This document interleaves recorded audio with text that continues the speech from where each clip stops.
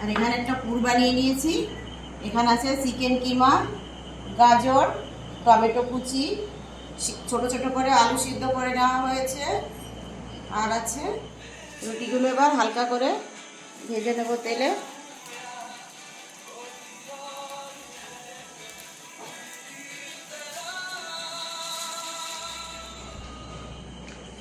বন্ধুরা, সন্ধেবেলায় টিফিনের জন্য বানানো হচ্ছে টাকোজ।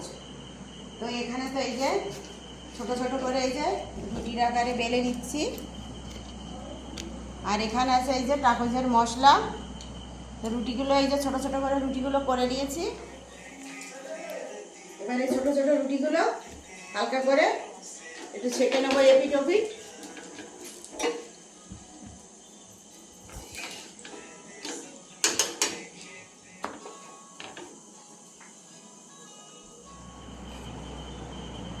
রুটিগুলো সেঁকে নিয়ে চলে এসেছি।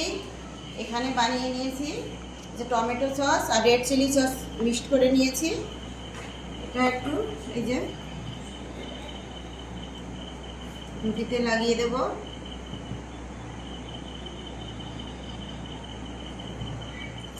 আর এখানে একটা পুর বানিয়ে নিয়েছি। এখানে আছে চিকেন কিমা, গাজর, টমেটো কুচি, ছোট ছোট করে আলু সিদ্ধ করে নেওয়া হয়েছে। আর আছে ক্যাপসিকাম। এভাবে এটা দিয়ে দেব। যদি কেউ চায় এখানে চিকেনের পরিবর্তে এখানে পনির দিয়েও করতে পারো। এটা এবার এইভাবে এই যে মুড়িয়ে দেব। জাস্ট একটু হালকা করে চেপে দিতে হবে।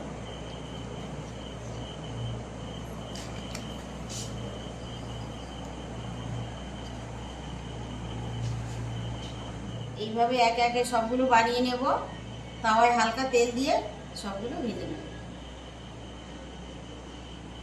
তেল ব্রাশ করে নেব।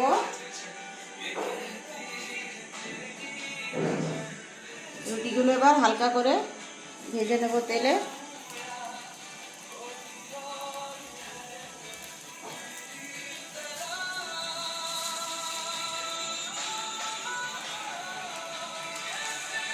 এক পিঠ ভাজা হয়ে গেছে।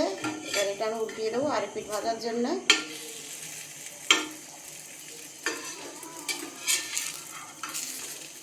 খুব সুন্দর হয়েছে।